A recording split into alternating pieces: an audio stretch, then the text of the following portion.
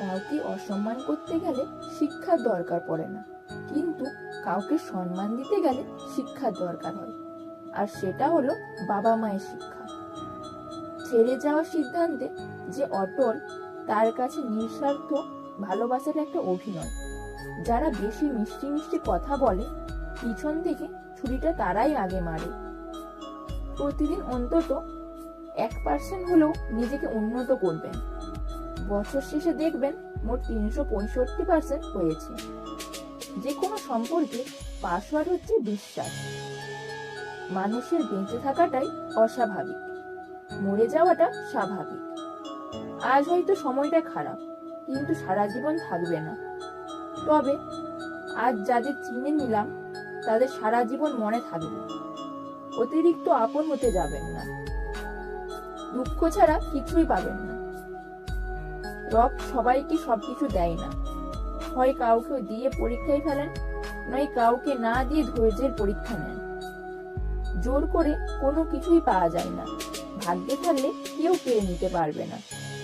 দেখতে সুন্দর অনেক পাওয়া যায়, কিন্তু যাদের মনটা সুন্দর তাদেরকে কেবল ভাগ্য করে পাওয়া যায়। যে তোমাকে অবহেলা করবে, তাকে ধন্যবাদ দিয়ে দূরে সরে যাও, কারণ তার অবহেলার কারণেই হয়তো তোমার জীবনে হবে উন্নতি। অবহেলা থেকে মানুষ অনেক কিছু শিখতে পারে। অবহেলাই মানুষের জ্ঞান শক্তি বৃদ্ধি করে। অবহেলা মানুষের ঘুমন্ত মস্তিষ্ককে জাগ্রত করে দেয়। কাউকে যতই কাছ থেকে চেনো না কেন, মন খুলে সব কথা কখনোই বলো না। মনে রেখো, এ যুগে বিশ্বাসের মর্যাদা কেউই রাখে না।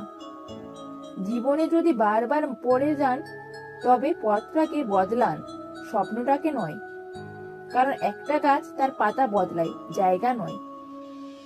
মনোবিজ্ঞানীরা বলেন, কেউ যদি তুচ্ছ বিষয়ে অনেক হাসেন, তবে সে ভিতর থেকে খুবই একা।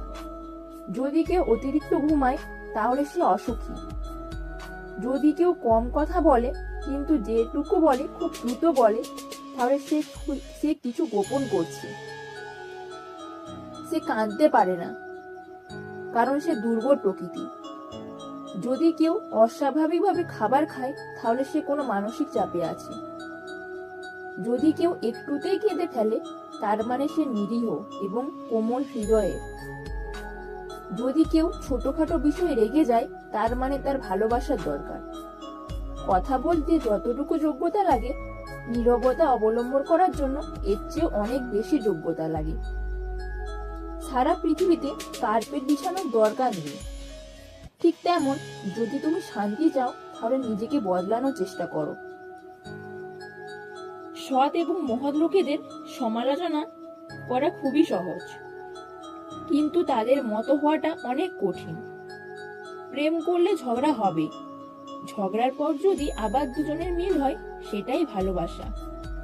হারানোর যন্ত্রণা কেবল সেই বোঝে যে তার প্রিয় মানুষটাকে হারিয়েছে।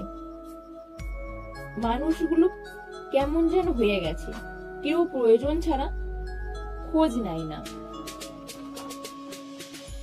আমরা সবসময় মনে করি আমাদের স্মৃতিশক্তি খুবই দুর্বল, কিন্তু যখন আমরা কাউকে ভুলতে চেষ্টা করি, ঠিক তখন বুঝতে পারি আমাদের স্মৃতিশক্তি কতটা শক্তিশালী।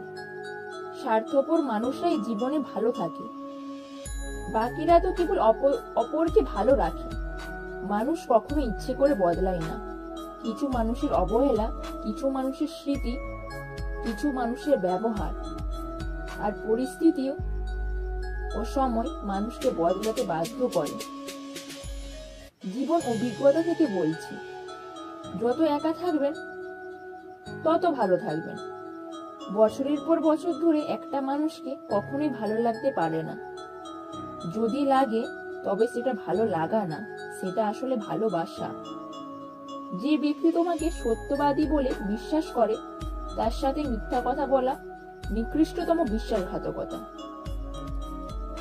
আপনার বউ চাকরি করুক বা নাই করুক, প্রতি মাসে তার হাতে কিছু টাকা দিয়ে বলুন, এই টাকাটা তোমার, ইচ্ছে মতো খরচ করো, আমি হিসেব নেব না। বিশ্বাস করুন, মেয়েটি কখনোই ইচ্ছে মতো খরচ করবে না, বরং আপনাকে বিপদের দিনে সেই সবার আগে পাশে এসে দাঁড়াবে। খারাপের সংস্পর্শে থেকে একসময় ভালোটাও খারাপ হয়ে যায়। আমাদের বয়স বাড়ার সাথে সাথে ইগো বাড়ছে, ভালোবাসার মানুষের সংখ্যা কমছে, কাছের মানুষেরা ছেড়ে যাচ্ছে, আপন মানুষরা ঠকাচ্ছে। এটাই বাস্তব সত্য। প্রিয়জন হারানোর চেয়ে ঘর হারানো ঢের ভালো। ঘর হারালে পথে থাকা যায়, কিন্তু প্রিয়জন হারালে না পথে থাকা যায় আর না ঘরে থাকা যায়। জীবনে কাউকে পাওয়াটা বড় কথা নয়, আপনি যাকে পেয়েছেন তাকে জীবনের শেষ পর্যন্ত কাছে পাওয়াটাই বড় কথা। সব ক্ষেত্রে অতীত ভুলে থাকা ঠিক নয়, কিছু ক্ষেত্রে অতীতকে মনে রাখাও জরুরি, অতীতকে শ্রদ্ধা করা জরুরি।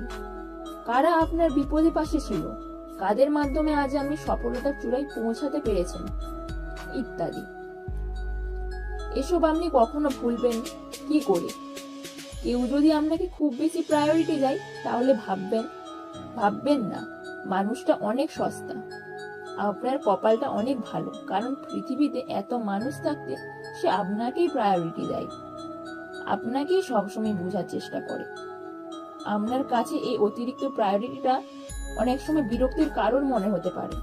একটাবার ভেবে দেখুন, যে মানুষটার কাছে আপনি এতটাই স্পেশাল যে তার সবটা জুড়ে শুধু আপনি আর আপনিই আছেন, তাকে অবহেলা করাটা কি ঠিক?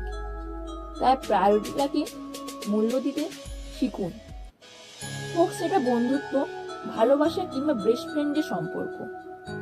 কষ্ট পেয়েও যারা প্রতিবাদ না করে চুপ থাকে তাদের দুর্বলতা ভাবার কোনো দরকার নেই, এটা তাদের মা বাবার দেয়া ভালো শিক্ষার পরিচয়। স্বার্থের টানে আত্মীয় স্বজন সবাই হয়তো ছেড়ে চলে যায়, কিন্তু স্বার্থের জন্য স্বামী স্ত্রীরা একে অপরকে খুব কম ছেড়ে যায়।